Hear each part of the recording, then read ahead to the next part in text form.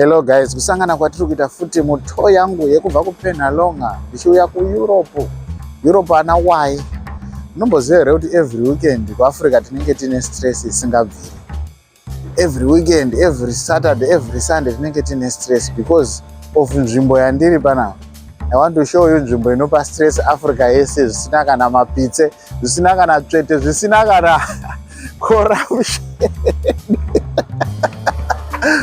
Vaiona here Old Trafford, Manchester United. Stress yese inobva kuZimbabwe inobva panapa. Vanhu vanoita betting dzese vachidyiwa zvinokonzerwa panapa, zvinotangira panapa. One of the best stadiums in Europe ndopandiri panapa. Tomaitambira Cristiano, the great Cristiano Ronaldo. Nhasi ndiri panapa kukurakidzai manakiro eEurope. This is Europe. This is Old Trafford Stadium. Bruno Fernandez mukati mukapteni weManchester anga akagara zvake achidya ake. Saka change tichikubatai tichikurakidzai kuti zvakamira sei. As you can see, nekukura kwazvaka not estimate toti shiko national sports edu stadium anogona kupinda ka 3 umo Old Trafford. Bandiri muri kuona avo mukuru wakabata bhora, cameraman zumira mukuru wakabata unonge legend vakanzi Matt Bisbee. You see? Yeah, kune varungu vakaona Rooney achibana bhora ranga rakroswa naLewis Nani baba.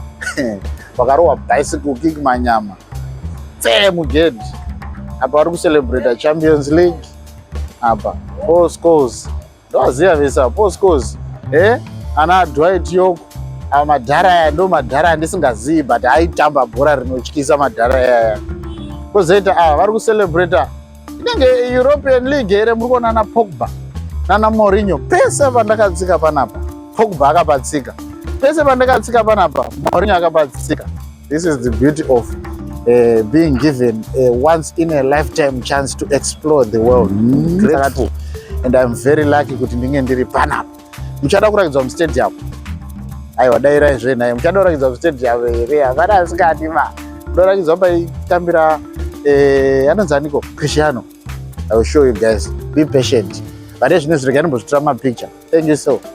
Pachipamwe ndine mubvunzo wandinogara ndichida kubvunza vanhu vanenge vari kuAfrica kuti pane here zvatinokwanisa kuita kuti tipedze stress tinombopuwa neManchester United. Because ndambobvunza vanga vari mukati umu vakati bhora ndo zvarinoita, munohwina zvimwe munoluza zvimwe.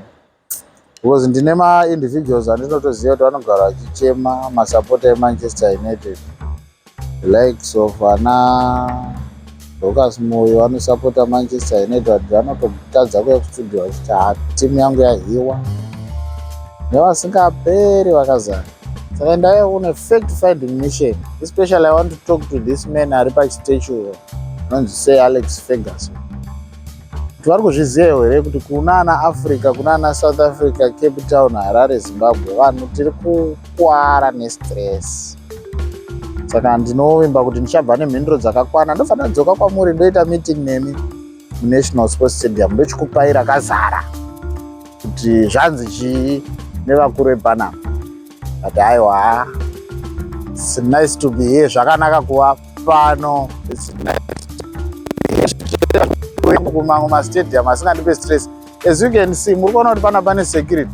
Pandakaenda kuWolves kana kuti Aston Villa pasina gate rekusechwa. Ino munototanga wasechwa baba, wafurufushwa, wasikanwa, kuoneka kuti mulumbu mako hamuna mavheji here. Because I don't think vanoda vanhu vanenge vapedza kurova mavheji. But ndizvozvo statue yase Alex Ferguson iripo iri T.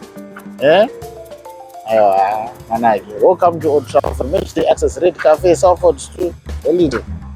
Ina ndimbowarakidza chibhazi chikafu ichi. Apa ndopekuti kana wapedza kudya, wapedza kudyiwa, timu yenyu yapedza kudyiwa oya wodya. Nekuti havakukurudzire kuti mungodyiwa musingadye. Mukadyiwa mubva mauya muchizodya. Mazvibata. I think it's the end of my tour from Old Trafford bana. Ndapedza nayo. Ndapedza nayo ndakunanga zvangu ku Liverpool, Anfield next.